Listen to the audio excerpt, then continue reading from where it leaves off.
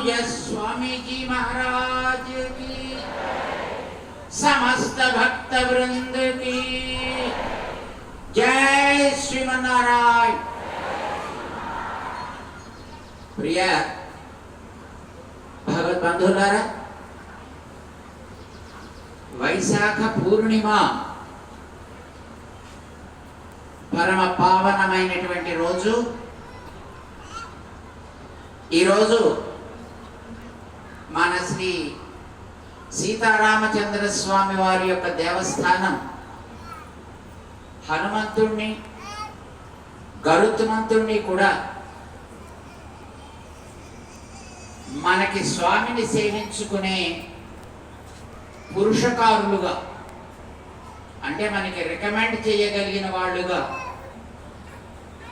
ద్వారం దగ్గర ఉండి మనని జాగ్రత్తగా స్కాన్ చేసి లోపలికి పంపించే బాధ్యత కలవాళ్ళుగా ఇవాళ సుప్రతిష్ఠితులు అవుతున్నారు. ఆ సందర్భంగా మీ అందరికీ కూడా అనేక మంగళాశాసనాలు. ఈ కార్యక్రమానికి ముందుండి దీన్ని జాగ్రత్తగా నడిపించే మన శ్రీమాన్ మాధవరం కృష్ణారావు దంపతులకి, అలానే ఈ కార్యక్రమంలో ఎప్పుడో మొదటి నుంచి భాగంగా ఉండి ఈ కార్యక్రమాన్ని నడిపించే మన చైర్మన్ శ్రీనివాసరావు గారికి, వారితో పాటు మిగిలినటువంటి సమితి సభ్యులందరికీ కూడా మేము అనేక మంగళాశాసనాలు చేస్తున్నాం. శ్రద్ధ ఉండి, భక్తి ఉండి, ఉత్సాహం ఉన్నట్టయితే ఆలయాన్ని ఎంత బాగా అభివృద్ధి చేయొచ్చు, ఎంత చక్కగా ముందుకి నడిపించవచ్చు అనడానికి మన కృష్ణారావు గారు ప్రభుత్వులందరూ కూడా ఒక మంచి ఉదాహరణ. భక్తులకి ఆలయాలని చక్కగా నడిపించుకోవడానికి కావలసినటువంటి అవకాశం ఇచ్చినట్లయితే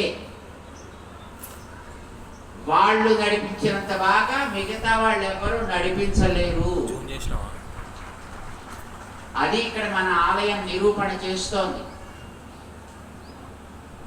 శ్రీరామాలయం చాలా చిన్న ఆకృతిలో ఉంటే చరిత్ర ఎప్పుడూ మనకు అట్లానే ఉంటుంది. రామచంద్రుణ్ణి అయోధ్య నగరానికి రాజుని చెయ్యాలి అని అనుకున్నాడు. ఎవరు? దశరథ చక్రవర్తి. కానీ రాముడికి ఉండేటటువంటి శక్తికి, రాముడికి ఉండేటటువంటి పరాక్రమానికి ఓ చిన్న అయోధ్య నగరానికో తగదు ఇది. రామచంద్రుడు లోకాలన్నింటికీ రాజు కావాలి, లోకమంతా రామరాజ్యం కావాలి.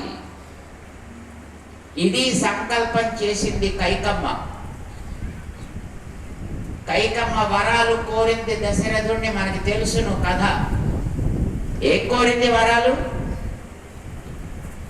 రాముడు అడవికి వెళ్ళాలి,